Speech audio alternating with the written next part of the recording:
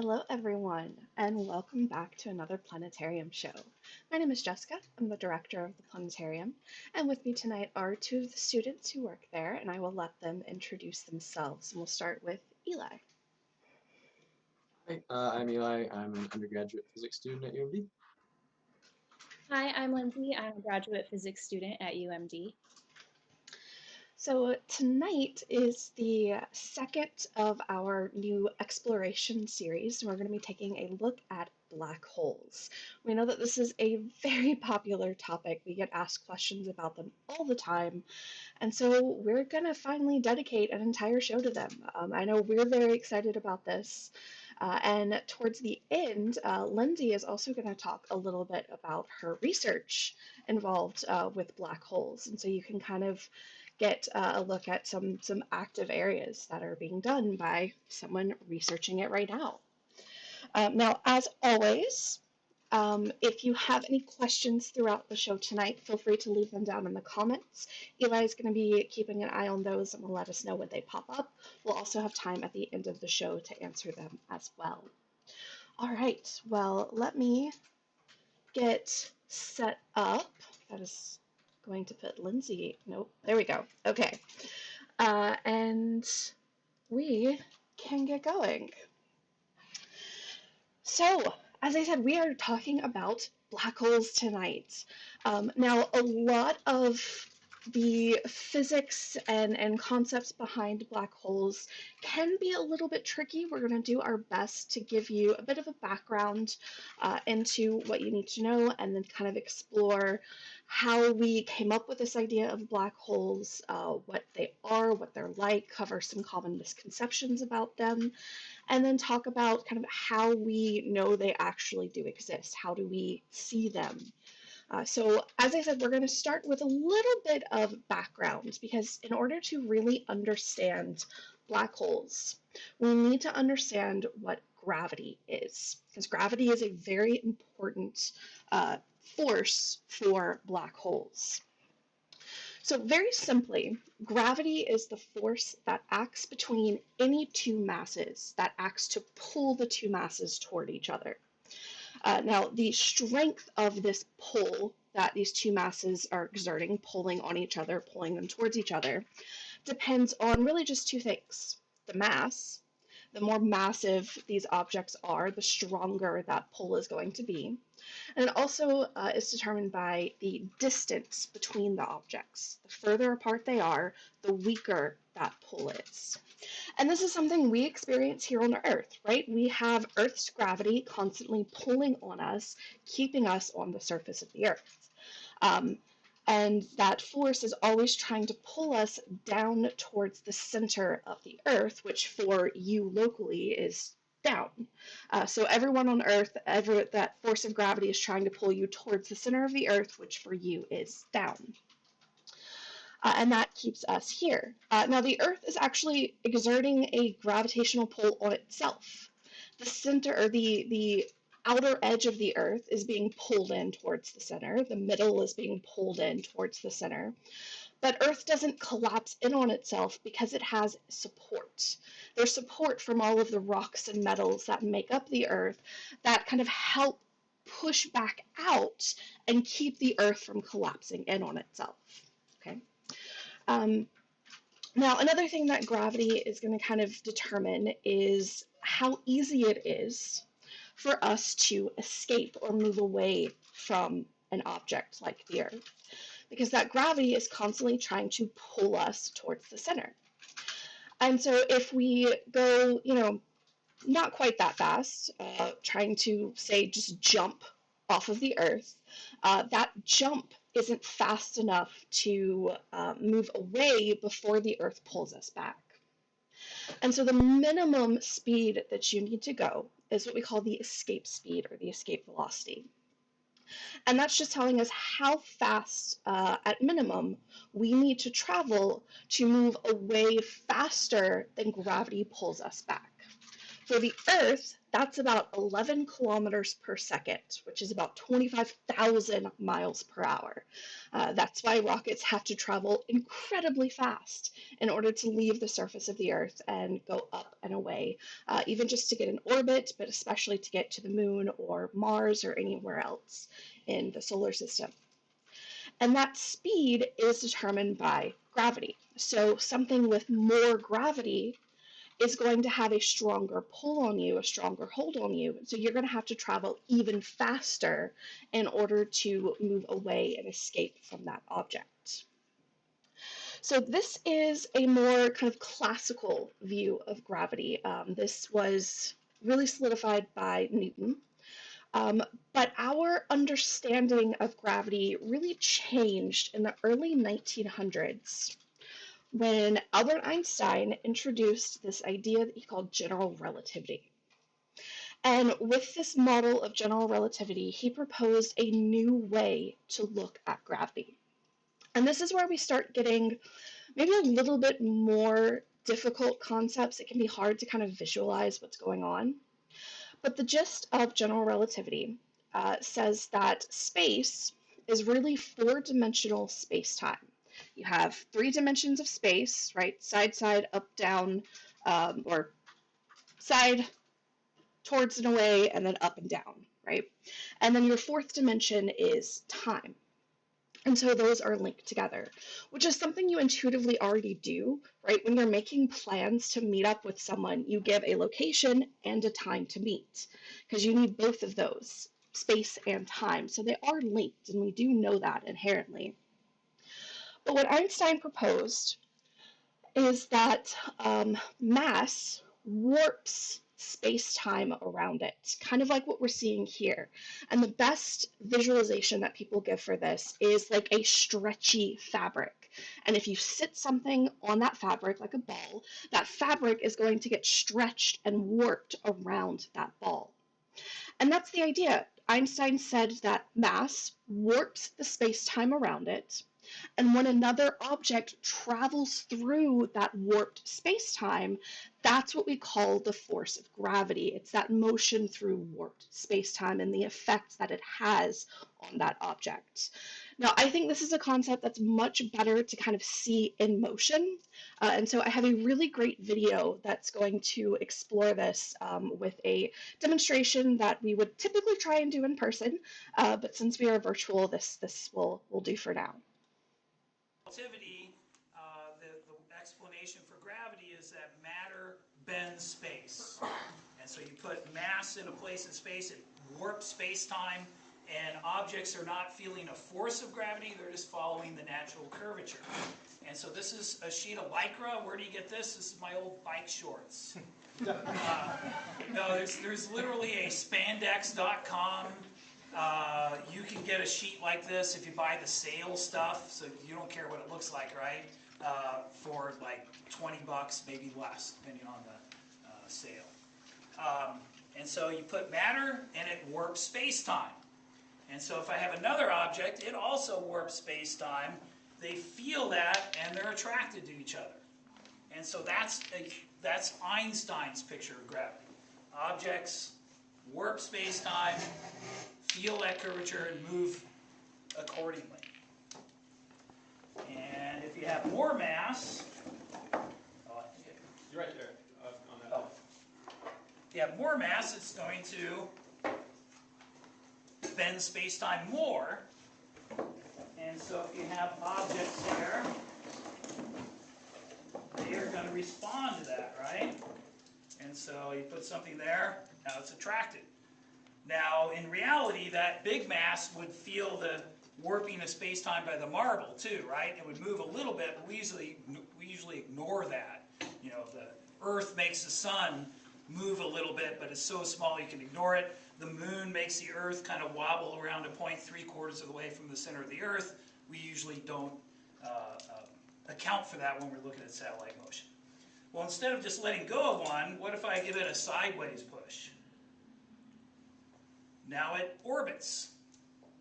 Now it's losing energy, which wouldn't happen in the solar system, right? Not noticeably.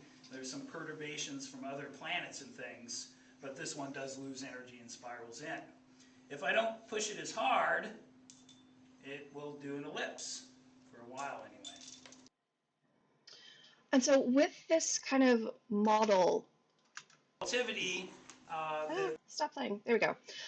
With this kind of model of gravity that Einstein came up with, we can explain things like that gravitational force that pulls objects together by them reacting to the warping of space-time around them. We can explain orbits by objects just moving around that warped space-time. Very much like, I mean, you saw there with the example with the marbles and stuff, but also if you've ever played with that like coin funnel thing, and you see it just goes around and around as it's kind of warped in by the funnel. I don't know, maybe I'm older and remember these. But this was the general idea. And another thing to note from that video is exactly how much space-time gets warped. We saw that the more massive an object is, the more it warps space-time around it. Now, I included the picture on the left here because I want to remind everyone that this is actually a three-dimensional warping of a three-dimensional kind of fabric that we're embedded in. That's just difficult to illustrate and picture, and especially difficult to demo, and so we usually show it with more of this 2D stretchy fabric, but this is a three-dimensional effect that's going on. Now, that's all great and all. Einstein comes up with this really interesting, very different way of explaining gravity with this warping of space-time, but is he right? And that, of course, is the test of any new scientific ideas. We have to do experiments, take observations, and see if they match up to what our new model predicts would happen. And so the first test of Einstein's general relativity was done by Einstein himself, actually. So it had been known for a while that Mercury's orbit was a little weird. You see, Mercury, as it orbits around the sun, the orientation of its orbit doesn't stay the same. The orientation of its orbit very slowly moves, or what we call precesses. And this is very slow. We're talking centuries, thousands of years for it to very slowly move, but it does slowly move. And some of this motion could be explained by simply gravitational tugs of the other planets in the solar system. But only some of it. There was a little bit of that motion that couldn't be accounted for. Well, Einstein wanted to see if this might have anything to do with this warping of space-time around the sun that Mercury would be orbiting in. And so his model of general relativity did predict that anything in orbit in a warped space-time, like a planet going around a star, like Mercury going around the sun, its orbit is naturally going to precess. And when he did this calculation for Mercury, he was able, the amount that its orbit would shift was exactly the amount that could not be accounted for by the tugs of the other planets. And so Einstein showed with his model that this explains why Mercury has a little bit extra motion than can be explained by just the tugs of the other planets. And he was ecstatic that his model was able to show this and worked so well. But that's just one test. There have been countless other tests that have been done as well. And one of the tests that happened not long after this concept of relativity was introduced was tested using light. Because it turns out light would also be affected by this curving or warping of space-time around an object. So if you have light coming from a star, as that light approaches something like our sun, it's moving into this area of warped space-time, and its path is going to get bent. So by the time that light ends up reaching us, the path that that light is traveling is different than how it started. So to us here on Earth, we are going to see that star as if it's in a different location because we see it as if that light is coming to us in a straight line. And so the star appears to have moved or shifted in location because its light got bent or curved as it moved through this warped space-time. And this was a prediction Einstein made. He was able to predict how much a star would appear to shift as its light traveled near the sun. And in, let me look at my notes, 1919, Sir Eddington tested this during a solar eclipse. What they ended up doing is they went to an area where a solar eclipse was going to occur months before the solar eclipse and took an image of the sky so that they would know exactly where the locations of all the stars were. Then, months later, on the day of the solar eclipse, they went back to that location, and during totality, because the sun's light is blocked, you can see the stars in the sky. So they took another image and they compared the two, the one before the sun was in the area, showing the stars where they actually were, and then the one during the solar eclipse, and they actually saw the positions of the stars had shifted. Not only had they shifted, but they had shifted by the amount that was predicted by Einstein's general relativity. This has been done many, many other times, and this is why we do have confidence in this model and why it's now known as the theory of relativity, since a scientific theory is something that has been very, very well tested and proven over and over again, unlike the everyday use of the word theory, which means just an idea. That's not a scientific theory. All right, so how does this all link to black holes?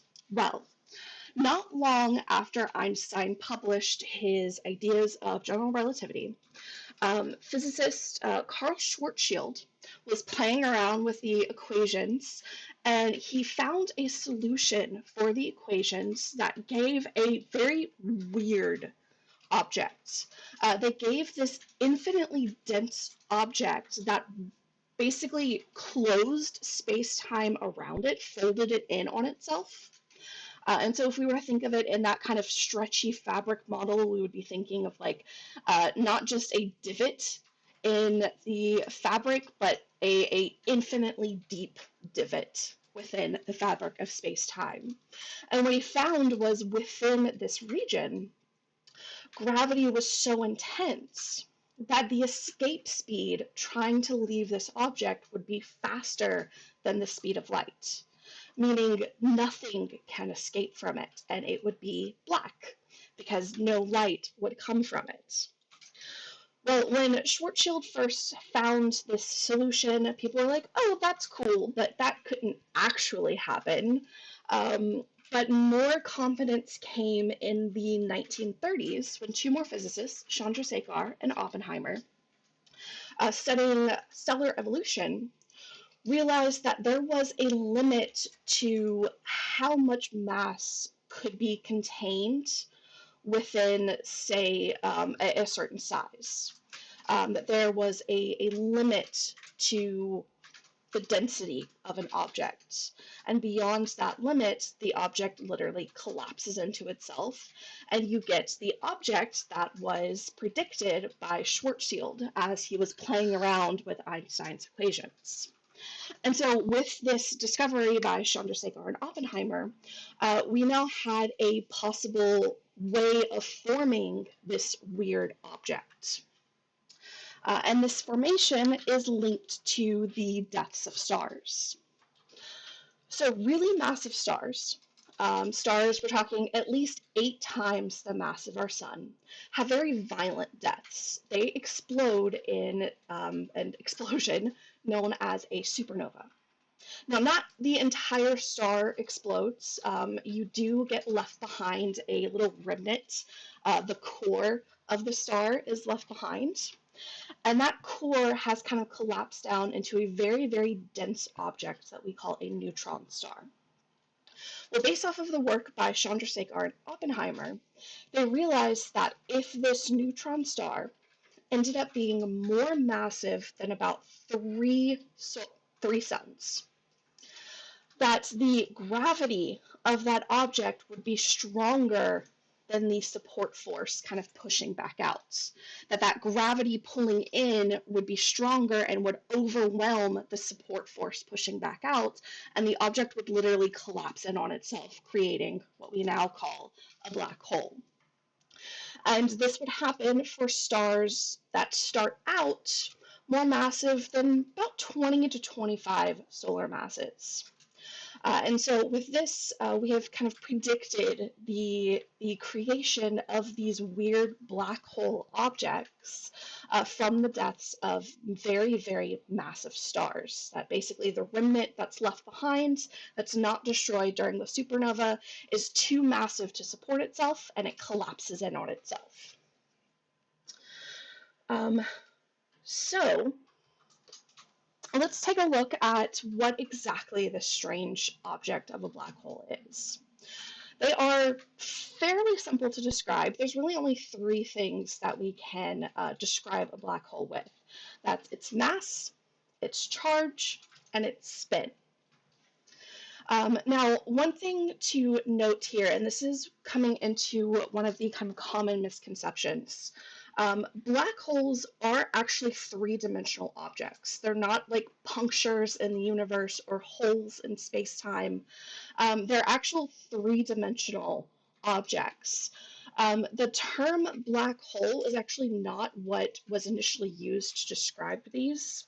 It was initially called a gravitationally collapsed object, which just rolls off the tongue, right?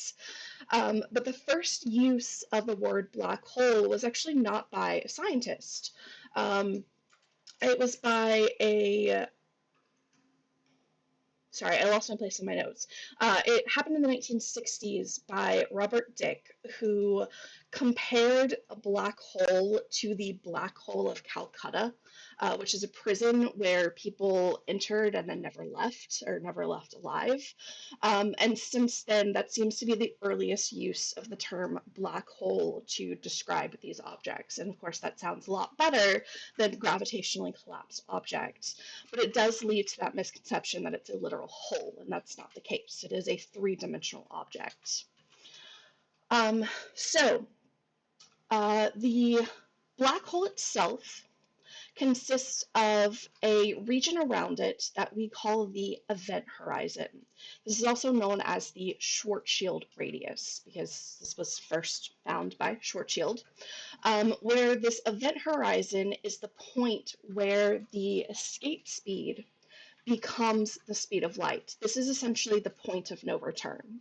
If you're outside of the event horizon, it is possible for you to travel fast enough to move away and leave. But once you're inside the event horizon, it's no longer possible for you to travel fast enough to escape, and you're going to continue falling in. Now, the size of the event horizon, the size of a telescope, of a black hole, is really only determined by its mass. The more massive the black hole is, the bigger its event horizon is. But even then, it's not as big as you might think. So a black hole that has the same mass as, say, our sun, its event horizon is only a few miles across. And so this comes to another really common misconception about black holes. They're not these giant cosmic vacuums. As long as you are outside of the event horizon, you're perfectly fine. In fact, if we were to instantaneously replace our sun with a black hole of the same mass, nothing would happen to us. Nothing would even happen to Mercury because it's well outside of that few mile size event horizon. We would just keep orbiting like normal. Now, we would freeze to death because, we don't have the heat from the sun, but our orbit would be stable and we'd be fine. We wouldn't just get sucked in. Now, sitting at the center of the black hole is an area that we call the Singularity. This is kind of where the object has condensed or collapsed into itself, into an infinitely small point with essentially infinite density. Now, you might hear that little bit of question in my voice, and that's because we really don't understand what's going on inside of the event horizon. Conditions are so extreme that our laws of physics, as we understand them, completely break down. We don't understand yet what goes in there. In order to really understand that, we have to have some way of melding general relativity with quantum mechanics. And right now, we don't have a way to merge those two concepts, but that is a very active study in physics and astrophysics. So right now, we don't really know. We don't know what's going on inside of there, and we don't have a way of explaining that. All right, just checking over my notes real quick. All right, now one of my favorite properties of a black hole comes from black holes that are spinning. If a black hole is spinning, then it has another region around it outside of the event horizon known as the ergosphere. And this is literally a region around the black hole where you cannot stand still. The gravity of the black hole is going to literally drag you around with it. And I think that's kind of cool. All right. So what happens once a black hole is formed? Well, black holes can grow. And there are a couple of ways that this can happen. Very simply, anything that gets close enough to the black hole to be within its event horizon will get pulled in, and that mass will get added to the black hole, and the black hole will get bigger. You can also have multiple black holes that merge together, forming one bigger black hole. And so over time, black holes can slowly grow bigger and bigger as they pull in more stuff. But what you may not know is black holes don't last forever. We kind of think about them as lasting forever, but they don't actually. And this was a concept proposed by Stephen Hawking, where he showed that black holes very slowly over time give up their energy. And I'm not going to get into the exact process of how that happens, because that's getting into subatomic physics, and I think that's just a whole other more in-depth talk that we're not going to get into tonight. But the very simple idea is that black holes can slowly give up their energy. And eventually they will give up all of their energy and evaporate into nothing. So black holes do not last forever. They very slowly evaporate. Now, when I say slowly, I mean slowly. If we have that black hole the same mass as our sun, it will take about 10 to the 64 years to evaporate. To give you an idea, the age of the entire universe is about 14 billion years, where billion is, and I'm going to mess up here, 10 to the 9, right? 10 to the 9? My brain went fuzzy there. That's only 10 to the 9. We're talking 10 to the 64. This is an unfathomable amount of time. This is like after we have run out of material to form new stars, but they will eventually evaporate and go away. What Hawking also showed is that how quickly a black hole evaporates is kind of inversely related to its mass. More massive black holes evaporate slower, smaller, less massive black holes evaporate a lot quicker. And this comes to another really common misconception and fear around the particle colliders. There was this fear going around that these particle colliders were going to create a black hole which would suck up the Earth and destroy it.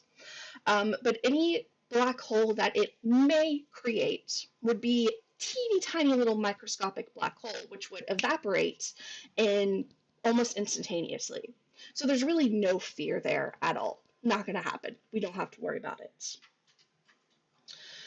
All right, so what happens when you do get a little bit too close to a black hole? Because we have this really intense gravity going on, a lot of strange stuff, and I'm going to let Neil deGrasse Tyson kind of talk to us about what's going on there. And now for another installment of What If? You ever wonder what would happen if you fell into a black hole? First, some background. Black holes are regions of space where the gravity is so high that the fabric of space and time has curved back on itself, taking exit doors with it. 2, 1, we have a liftoff. Light is the fastest stuff of the universe. But not even light can escape. And if light can't escape, neither can you. Which is why we call these things black holes. This boundary within which light cannot escape, we call that the event horizon. All the stuff within the event horizon has collapsed to an infinitesimal point at the center. Ready? Here we go. I'm gonna fall to the black hole feet first. As I get closer and closer, the force of gravity grows astronomically, but I can't feel it. Because like anything else in free fall, I'm just weightless. But I'm starting to feel something else. Something sinister. My feet are closer to the black hole, so gravity pulls on them harder than at my head. This difference in force from head to toe is normally tiny, and it goes unnoticed on places like Earth. But in a fall towards a black hole, this stretching force is all you'd notice. If I were made of rubber, then I'd just stretch. But our bodies are made of things like bones and muscles and organs. I would stay whole until the stretching force exceeded the molecular bonds of my body's flesh. At that moment, my body would snap into 2 segments. That's not even the worst part. Everything of me that ever was gets funneled to the black hole's center. So not only have I been ripped in half, I'm being extruded through the fabric of space and time, like toothpaste through a tube. As I keep falling, the difference in gravity continues to grow, and each of my 2 body segments snaps into 2 more segments, and so on, splitting my body into ever-increasing number of parts, all the way down to the atoms themselves, and beyond, leaving an unrecognizable parade of particles that just a few moments earlier had been me. We have a word for this cause of death.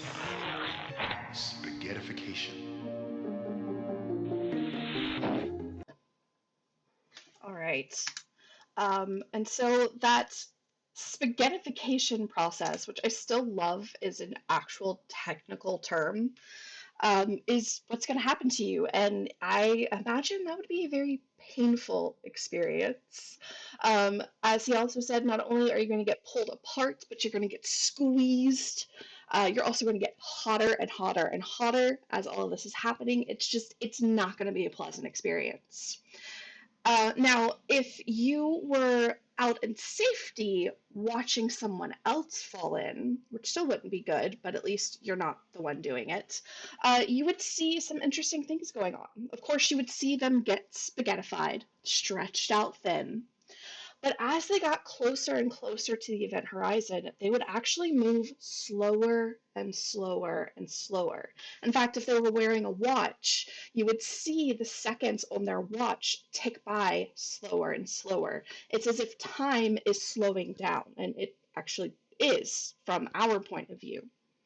And it slows down so much that we never will actually see them cross the event horizon. They will just kind of be stuck there, as if they never move through. Now, of course, they're not experiencing that. They just fall right in. But from our point of view, we see them slowly approach, but then never actually cross the event horizon, which is kind of interesting. And so, yeah, that's that's what would happen if you were to fall into a black hole. All right, so I know that we are running a little long, so last little bit. If black holes don't give off any light, how do we actually know that they exist? And that is a really good kind of thing to think about. And really, what we look for is not the black hole itself, but the effect that black holes have on their surroundings. The intense gravity around a black hole causes light from nearby stars to get bent and stretched, creating what we call gravitational lensing effect. And so we look for that sort of an effect. The gravity of a black hole can also cause objects to orbit around it very quickly. And so we look for things like this, where we see stars or other objects orbiting around what appears to be nothing. Now, the very first kind of confirmation that a black hole actually exists came in the kind of 1960s and 70s. In the constellation of Cygnus the Swan, astronomers saw a very intense region of X-rays. X-rays are generally created by things that are very, very, very, very, very hot. And upon further investigation, what they saw was kind of this artist depiction here, where you had a star that appeared to be its material was being pulled off by a companion, and that material was kind of swirling around this companion before eventually falling onto it. Now, based off of the very, very intense heat and the motion of this swirling gas, we're able to estimate that that companion is about 10 to 20 times the mass of our sun. But more than that, based off of how close this gas gets to the companion before it disappears, before we don't see it, we're able to estimate the size of that companion. And from this, we estimated that this companion was smaller than the Earth. So we have like 20 times the mass of our sun compressed into something smaller than the Earth. The only thing we know of that could possibly be is a black hole. And since then, we've done more tests, more observations, and by about 1973, we had enough evidence for astronomers to definitively say that we have found a black hole. And this was the very first case where we found a black hole and were definitively able to say that that's what it is, at least based off of our current understanding. And so this was our first, what's known as Cygnus X1, was the first ever discovered black hole. And since then, we have found many more through similar types of methods, looking at the intense X-rays coming from a black hole as it pulls material off of a companion star. A new technique that we're using is called gravitational waves, which is actually another thing predicted by Einstein's general relativity that's been proven correct, and yet another check mark why we call it a theory, a scientific theory. But the idea is that as black holes merge, they create this ripple in space-time known as a gravitational wave. And we had the very first detection of the ripples in space-time created by merging black holes back on September 14th, 2015, where the LIGO gravitational wave detector, or detectors, there's multiple of them, had the first confirmed signal, and we had a 36 solar mass black hole merging with a 29 solar mass black hole. So not only was it proof that black holes existed, also proof that they do merge and create bigger black holes, and proof of another proof of Einstein's general theory of relativity. This was a huge, huge deal back in 2015, and we've detected, LIGO has detected several more since then. But going even further, when we look at the very center of our own galaxy, the stars that we see in the very center of our galaxy appear to be orbiting around a point that doesn't give off any light. And as we watch the orbits of these stars, we can figure out how much mass is sitting there and how big it is, based off of how close stars and gas and stuff can get. So based off of their orbits, we know that this object is several million suns in mass and is, smaller than our solar system.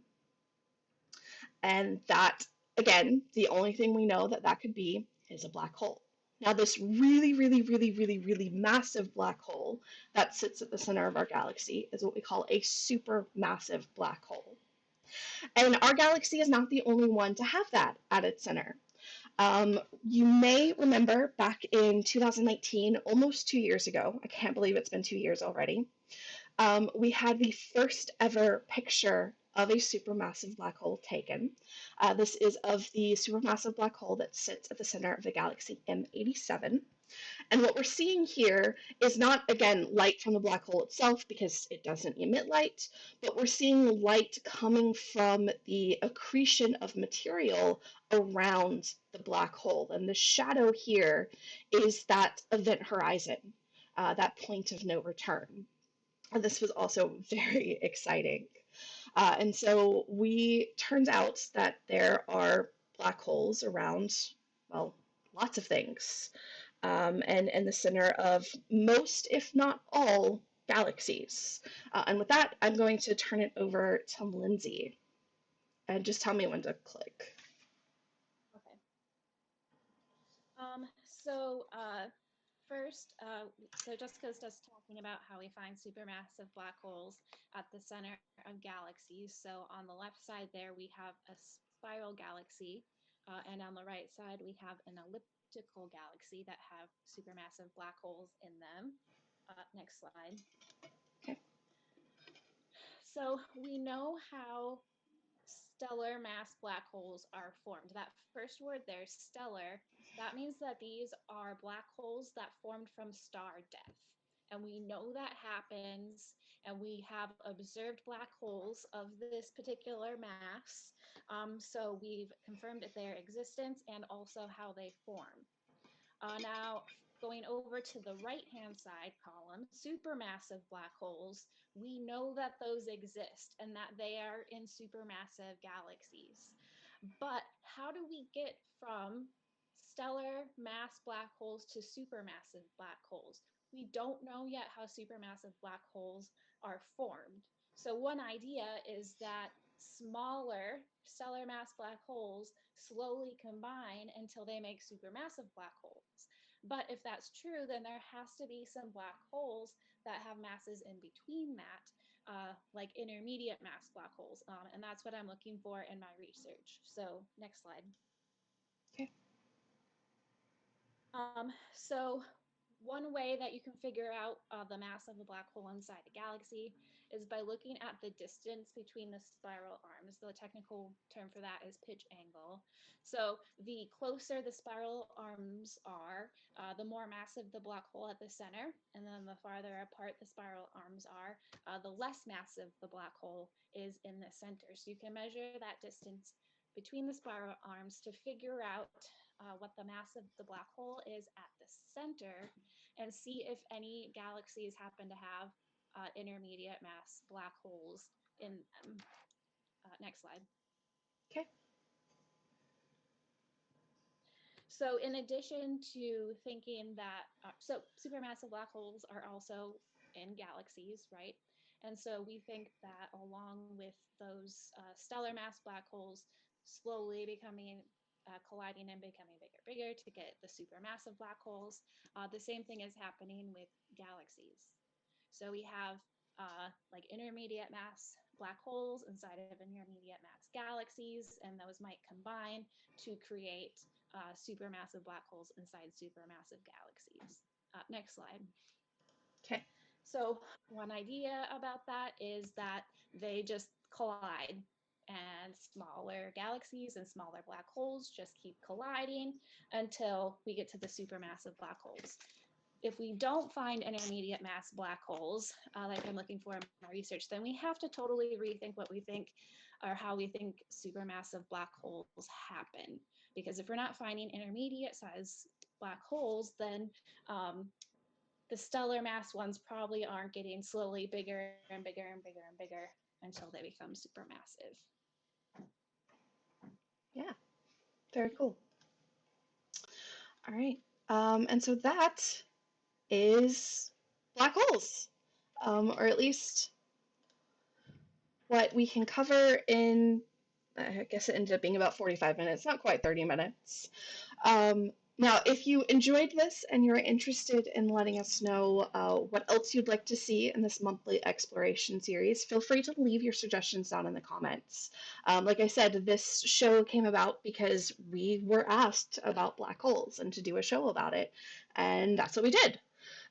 So, Eli, did we get any questions?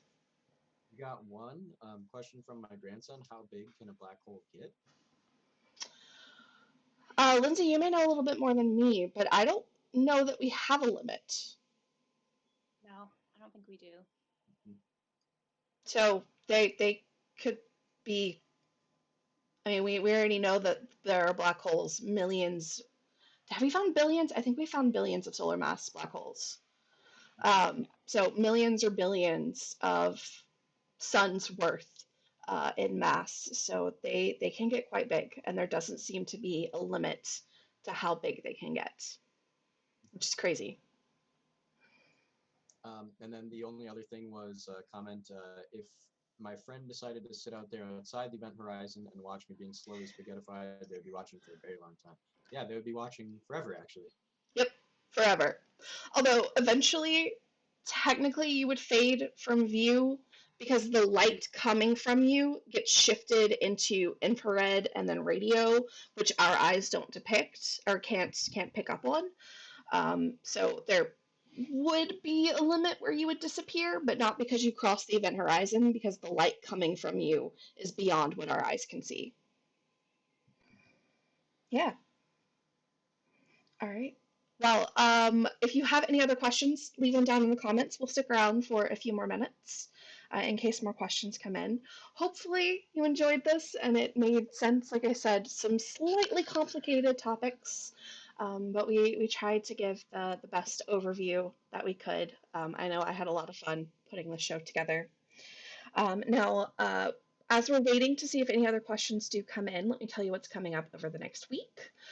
We are next week heading into April, and so Wednesday will be the customary What's Up for the upcoming month, and then Saturday will be the constellation story time for next month. I cannot believe it is April already. It's kind of crazy. All right. Well, I'm not seeing any more questions. Eli, are you? So I know sometimes you see ones that I don't see. Sorry, I just realized I was muted. Nope, no other questions. All right, well, we will wrap it up there then, since we have gone on for quite a long time tonight. Thank you again for joining us. If you liked this, we do have shows every week on Wednesdays and Saturdays at 7 p.m. Central. You can always check out past shows that we've done in the videos tab of our Facebook page or on our YouTube page, linked in the comment or linked in the video description. And again, let us know what you want to see. We of course want to do shows that you want to see and want us to do. So feel free to leave suggestions down in the comments. All right, thanks again. We hope you have a wonderful rest of your weekend, and we will see you again next time. Bye, everyone.